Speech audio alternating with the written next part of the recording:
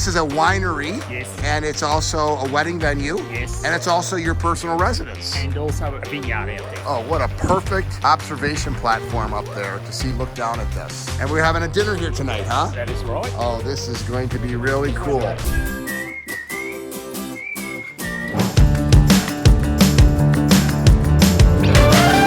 All right, so where are we at, Richard? Tell me. Knitting Ball Winery, which is what suburb? Smythes Creek, just out of Ballarat. And this is the owner, Peter. Peter, pleased to meet you. Nice to meet you. And you hired this young man to create a water feature for you, right? Exactly right, yes. And so it starts up here, and then, Richard, where does it go? It's just beautiful little winding path. This is a winery. Yes. And it's also a wedding venue. Yes. And it's also your personal residence. And also a vineyard out there. And a vineyard. And you got 20 acres out here. Correct. And we were pulling up, and there was a lot of kangaroos out there. Yes. And we're having a dinner here tonight, huh? That is right. Oh, this is going to be really cool.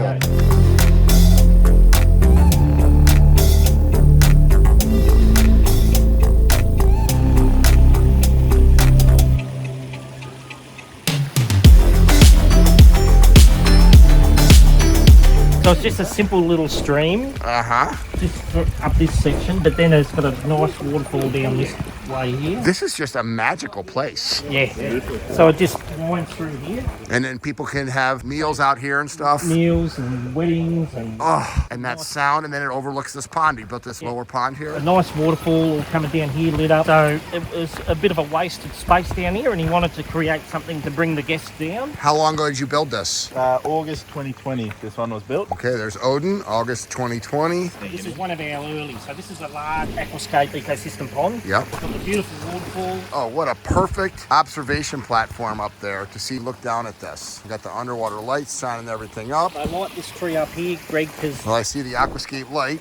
they have glider possums, sugar possums. That Oh, yeah. at night will glide down and come down and have a drink. And Oh my gosh, that is too cool. So yeah, they just created a nice area for people to come and enjoy it. And which is what we are going to do tonight, huh? It was just a slope of land with nothing. Now it's got the beautiful sound of water. And a nice seating area right here. Listen to that sound. Wow, what a little paradise they have here. So Peter, Yes. I've heard in that tree, sugar gliders come down and... From this tree here, Uh-huh. they just glide down over there somewhere. Wow, look at that view. That is cool, just a schooling fish. Like, what else could you put there that would have as much interest as that? A pond. That sound.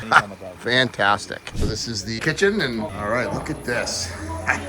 This is set up for us. Very nice. So what's on the menu tonight? We've got paella, Uh-huh. a couple of salads. We've got a big platter on. I love it. So what we've got in these tanks, this is finished wine, and I'm just waiting for those to settle down, but that's both Pinot Grigio, and then these two tanks are Chardonnay, and they've finished fermenting. Once again, I'm just waiting for them to clear up now. These, you can't see it because it's got the lids on it. These two are rosé, but because fruit hasn't ripened as much this year, it is really, really light pink, and for me it's a bit too light. So that's some more rosé, which is a little bit darker. It's a second ferment, and it's just settling out.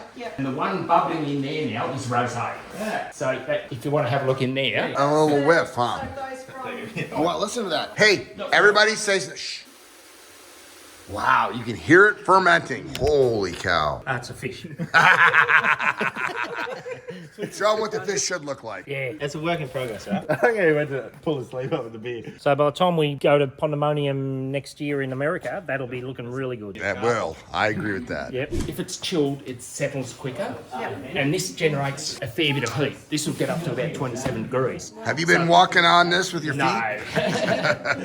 So I tend to rinse it in between because I've actually got 4 different yeasts working in there. And I don't want to cross it over at this stage. So, and I do that purely for complexity. So you get a bit of different flavours and body feel, mouth feel. So and different yeast. Different yeasts, yes, yeah. So if you want to... Wow. So this is Pinot Noir.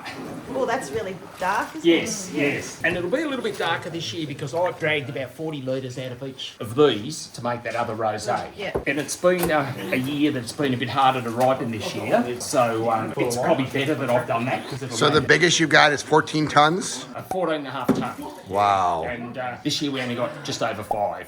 So. Just depends on the weather, huh? Oh, yes. Wow. Very cool. Thank you for this tour. That's all right. How often do you have to do that? I do it morning and night.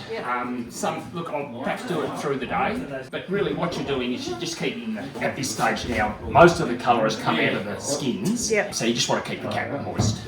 Okay, here you go, Sally. Wow. Is she hired?